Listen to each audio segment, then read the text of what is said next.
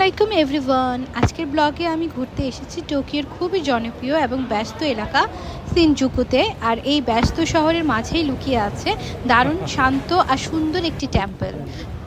সত্যি বলতে শিনজুকু মানেই সবাই আগে ভাবে বড় বড় বিল্ডিং, শপিং, নাইট লাইফ আর হাজার হাজার মানুষের ভিড়।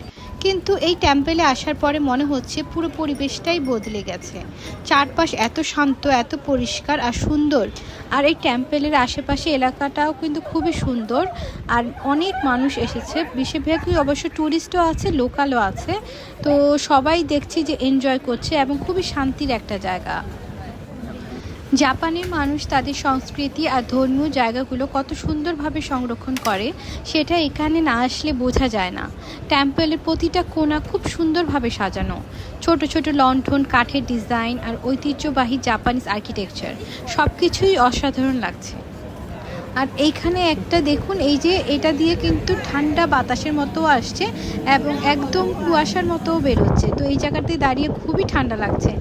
হয়তো বা গরমের জন্য এটা দিয়েছে, বাট এটাও কিন্তু খুবই ভালো লাগছে। আমিও কিছুক্ষণ এনজয় করে নিলাম আর ঠান্ডা ঠান্ডা বাতাস খেয়ে নিলাম। আমার কাছে মনে হচ্ছে টোকিওর ব্যস্ত লাইফের মাঝে এই ধরনের জায়গা সত্যিই অনেক দরকার। আর সবচেয়ে ভালো লেগেছে এখানকার পরিচ্ছন্নতা আর ডিসিপ্লিন। এইখানে এত মানুষ আসছে কিন্তু কোথাও কোনো বিশৃঙ্খলা নেই। এটা জাপানের একটা জিনিস যা আমাকে সবসময় মুগ্ধ করবে। এখানে আসলে একটা আলাদা শান্তি অনুভব হয়। অনেক মানুষ এখানে এসে প্রার্থনা করছে, কেউ ছবি তুলছে, আবার কেউ শুধু শান্ত পরিবেশটা উপভোগ করছে।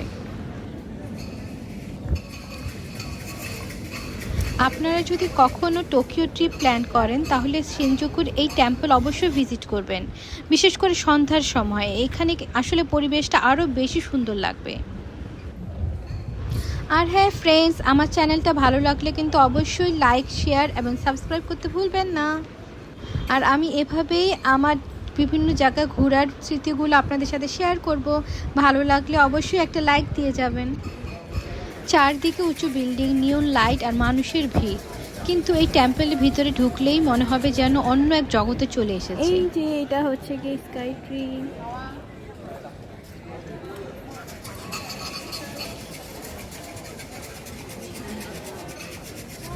আমরা তো ট্যুরিস্ট, আমরা এখানে অবশ্য ঘুরতে এসেছি, বাট এখানে কিন্তু অনেক লোকাল মানুষরাও প্রায় আসে।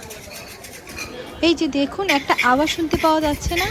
এটারও কিন্তু একটা স্টোরি আছে, যেটা আমি আপনাদের জন্য আলাদা একটা রিলস করে দিব। এবং এই স্টোরিরও কিন্তু খুবই ফেমাস একটা ট্রেডিশন আছে এবং খুবই ইন্টারেস্টিং, যেটার নাম হচ্ছে গিয়ে ওমিকুজি।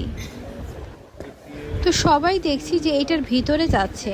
তো আমিও চিন্তা করছি, দেখি আমিও একটু ভিতরে যাই। অবশ্য ভিতরে সবাইকে অ্যালাউ, কোনো রেস্ট্রিকশনস নেই। তো ভিতরে গেলে বোঝা যাবে যে ওইখানেও কি কি আছে।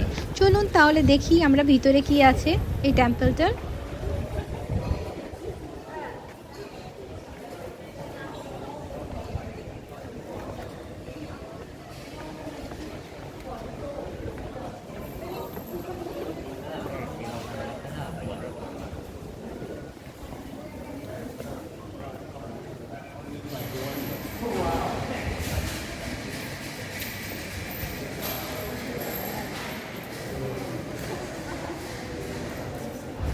এই যে দেখতে পাচ্ছেন, এখানেও কিন্তু ওমিকুজি হচ্ছে এক ধরনের জাপানি ভাগ্যফল বা ফরচুন পেপার, যা সাধারণত টেম্পল বা শ্রাইনে পাওয়া যায়।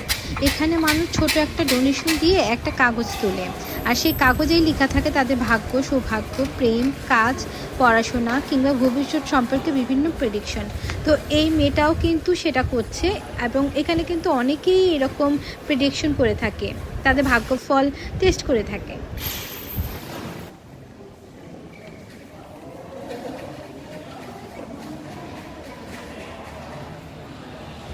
আর এইটার পুরো প্রসেসটা আমি আপনাদেরকে নেক্সট রিলসে একদম এক্সপ্লেন করে দিব।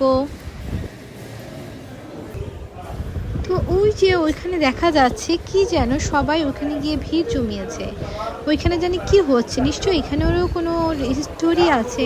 তো দেখি কেন সবাই এভাবে রাউন্ড করে এই পানি দিয়েই করছে, বুঝতে পারছি না। তো ঠিক আছে ফ্রেন্ড, সবাই ভালো থাকবেন। আজকে এই পর্যন্তই, আবার দেখা হবে নেক্সট এপিসোডে। আল্লাহ হাফেজ।